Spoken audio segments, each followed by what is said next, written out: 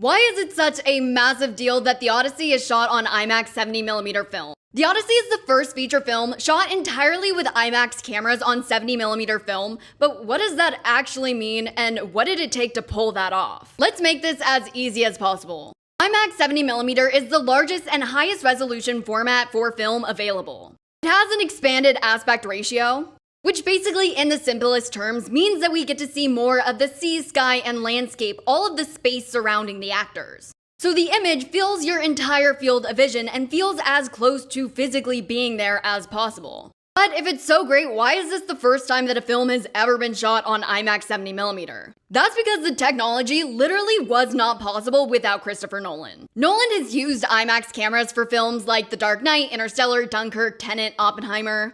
All of those movies were shot using a combination of formats and different type of film. But for Christopher Nolan, that wasn't good enough. So he asked IMAX to completely reinvent their cameras specifically for this film. Because shooting on IMAX has some major challenges. IMAX cameras are very loud.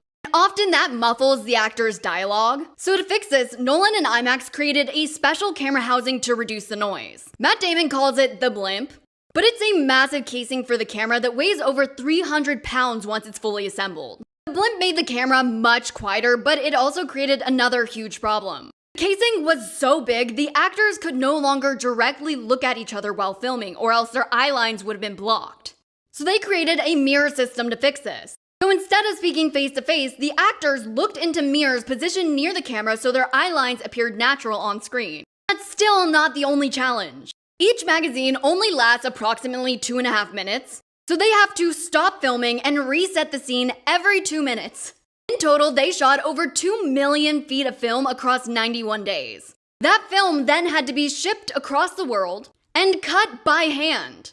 So for each of the thousands of cuts and edits in the film, they literally cut the physical film and piece it back together by hand. It is the most labor-intense process possible. But the results are so much better. And after all of that, only 41 venues in the world are equipped to show the film in the version closest to what Nolan had in mind. So yeah, it's a big deal that they pulled this off. And if you ever get a chance to see it in 70mm, you're literally witnessing a piece of filmmaking history.